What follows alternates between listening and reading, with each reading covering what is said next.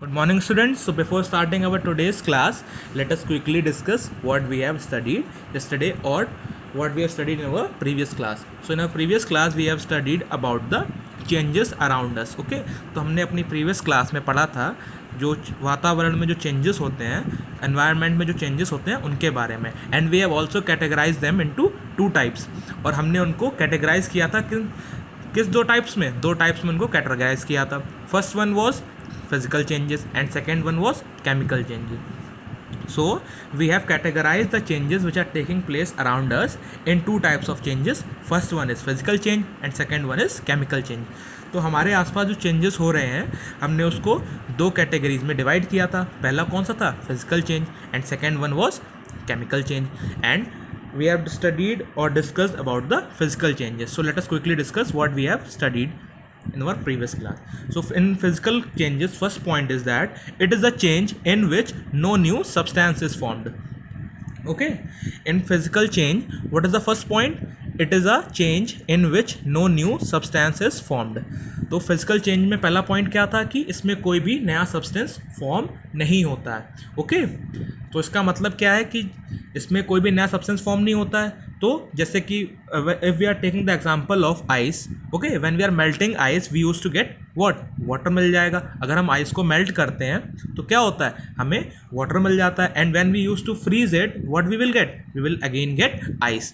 तो जब हम वाटर को फिर से फ्रीज करेंगे तो हमें क्या मिल जाएगा? आइस मिल जाएगा. तो इसमें क्या हुआ कि ये एक स्टेट से दूसरे स्टेट में ट्रांसफर हो रहे हैं लेकिन कोई नया सब्सटेंस नहीं बन रहा है. ओके, तो जो वाटर है वो अपनी स्टेट को चेंज कर रहा है, लिक्विड से सॉलिड में जा रहा है, सॉलिड से लिक्विड में आ रहा है, बट कोई नया सब्सटेंस बन रहा है? नहीं बन रहा है. So that is what is the meaning of first point. Mass does not change. तो सेकेंड पॉइंट में क्या है कि जो फिजिकल चेंज होता है उनमें मास चेंज नहीं होता है. Okay, so what our third point was that they are reversible in nature. Okay, ये नेचर में कैसे होते हैं? रिवर्सिबल. ये अपनी इनिशियल स्टेज पे भी पहुंच जाते हैं. ओके, जैसे कि अगर वही एग्जांपल है हमारा स्टेट्स ऑफ मैटर वाला कि आइस को मेल्ट किया तो क्या मिला? हमें वाटर मिला. When we are melting the ice what we use to get? We use to get water. And when we are freezing water we will get what? Ice. So these are simply the interconvertible states of matter. Okay, so our fourth point is it is a temporary change. और ये कैसा change होता है? ये temporary change होता है, ये थोड़े देर के लिए ही होता है. फॉर एग्जाम्पल हमने आइस को मेल्ट किया था तो क्या बना था? वाटर. उसको फ्रीज कर देंगे तो फिर से वो आइस में कन्वर्ट हो जाएगा. सो ये चेंज कैसा हुआ? ये टेम्पररी चेंज हुआ. Our examples were melting of ice. Okay, and second example was sublimation of camphor.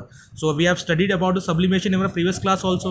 Okay, so what is the meaning of camphor? Camphor को हम हिंदी में क्या बोलते हैं? कपूर. Okay, जब इसको हम हीट करते हैं तो ये क्या होता है? Directly it changes into the vapour state. And जब इसको कूल डाउन करते हैं तो फिर से ये सॉलिड स्टेट में कन्वर्ट हो जाता है. Okay, so this is what is meant by the physical changes.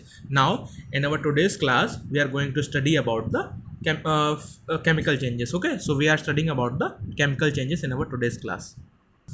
So our today's topic is chemical changes. Okay, so in this type of changes new substance is formed. Okay, so in this type of changes new substance is formed. In these type of changes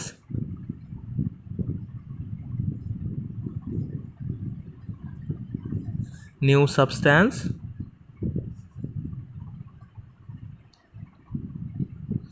is formed. तो ये कौन से changes होते हैं? इनमें नया substance form होता है. ओके, तो केमिकल चेंजेस में क्या होता है? एक नया सब्सटेंस फॉर्म होता है. When we use to burn magnesium ribbon in air, जब हम मैग्नीशियम रिबन को एयर में बर्न करते हैं तो क्या होता है? What do we see? वो एक वाइट पाउडर या फिर वाइट ऐश में कन्वर्ट हो जाता है. Okay, so when we are burning magnesium in the presence of air, so what happens? It converts into the white color powder or ash which is called as what? Magnesium oxide. So जब हम magnesium को burn करते हैं किसमें? Air के presence में, तो वो एक वाइट पाउडर में या फिर वाइट ऐश में कन्वर्ट हो जाता है. और वो वाइट ऐश क्या होता है? वो मैग्नीशियम ऑक्साइड होती है. ओके, तो अब हम क्या हुआ कि जो मैग्नीशियम था वो एक नए सब्सटेंस में तो कन्वर्ट हो गया, वो ऐश में कन्वर्ट हो गया. Okay, so what is this ash formed? Magnesium oxide. Okay, so for example magnesium plus oxygen. Magnesium को हमने बर्न किया ऑक्सीजन के प्रेजेंस में, तो क्या बना? Magnesium oxide. सो हम लोगों ने क्या किया, एक मैग्नीशियम रिबन को लिया, उसको ऑक्सीजन के प्रेजेंस में बर्न किया, तो क्या बना? Magnesium oxide. और ये कैसा होता है? वाइट ऐश या फिर वाइट पाउडर. ऐश इसको बोलते हैं राख को. Okay, in English we use to call राख को हम लोग क्या बोलते हैं इंग्लिश में? ऐश. तो जब मैग्नीशियम रिबन को हम एयर के प्रेजेंस में बर्न करते हैं तो वो किस में कन्वर्ट हो जाता है? मैग्नीशियम ऑक्साइड में. तो मैग्नीशियम ऑक्साइड क्या, एक न्यू प्रोडक्ट ही तो है. ओके, जब न्यू प्रोडक्ट बनेगा तो उसका मास भी डिफरेंट होगा. Okay, when new product is formed then its mass will also be different. So our next point is that mass also changes during a chemical change. So our second point is mass changes during a chemical change. Okay, mass changes during a chemical change.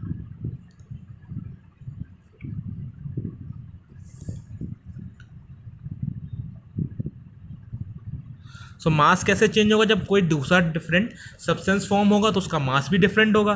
So this is the meaning of our second point, that mass also changes during a chemical change. So our third point is energy is either absorbed और released during a chemical change. Okay, तो इसमें energy भी constant नहीं रहती है, या तो वो रिलीज होगी या फिर वो एब्जॉर्ब होगी. ओके, जैसे किसी रिएक्शन में अगर हीट को हम हीट सप्लाई कर रहे हैं तो वो कैसा होगा? वो एंडोथर्मिक रिएक्शन होगा. और हीट अगर उसमें से निकल रही है या फिर हीट रिलीज हो रही है then it will be the exothermic reaction. Okay, the reaction in which heat is required are called as what? Endothermic reactions, and the reaction in which heat is released they are called as exothermic reaction. Okay, so energy is either absorbed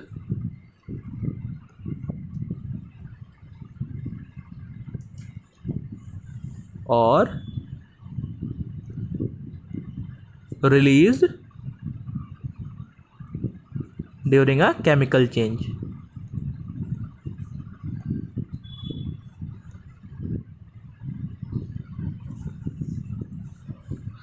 तो heat जो हम supply करते हैं वो भी क्या होता है? एक form of heat is also a form of energy. Okay, तो केमिकल चेंजेस में एनर्जी इज ईदर एब्जॉर्ब्ड और रिलीज्ड, बट वो कांस्टेंट नहीं रहती, या तो वो रिलीज होगी या फिर वो एब्जॉर्ब होगी. Okay, now our fourth point is that chemical changes are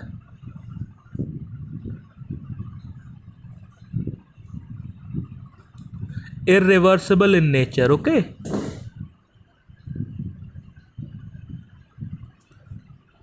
irreversible in nature.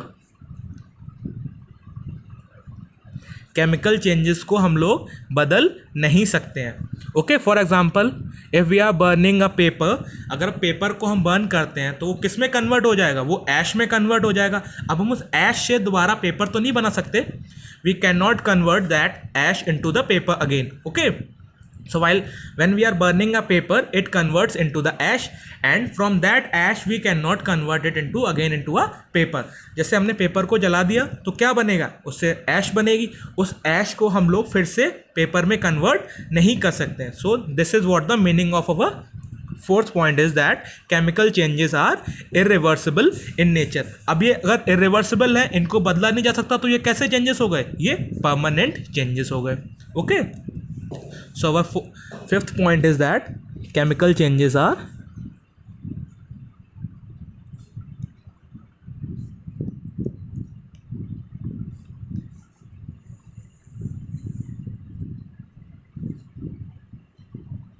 Permanent. Okay, तो केमिकल चेंजेस कैसे होते हैं? वो परमानेंट होते हैं. For example see this one, magnesium को हमने ऑक्सीजन के प्रेजेंस में बर्न किया तो क्या बना, मैग्नीशियम ऑक्साइड, ये एक वाइट ऐश होता है। तो इस ऐश को हम दोबारा से मैग्नीशियम रेवन में कन्वर्ट तो नहीं कर सकते ना। So this is what the meaning of our fifth point is that they are irreversible in nature and they are permanent also. Okay, so now I am going to write it down the examples of chemical changes. Okay, so our first example I have already discussed. Example first is what, burning of magnesium ribbon.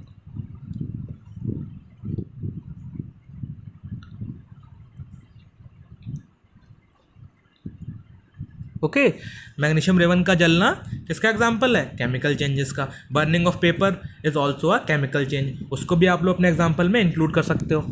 अब second example is rusting of iron.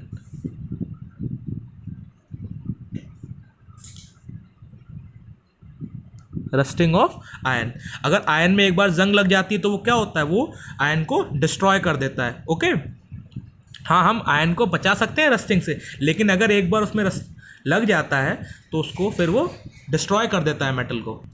So what happens, जब rust लग जाता है iron में तो वो उसको completely destroy कर देता है। Okay, so this is what is in our today's class. Hope you all have understood what I have taught you. Okay, so in our today's class we have discussed about the chemical changes. Okay, so what are the chemical changes?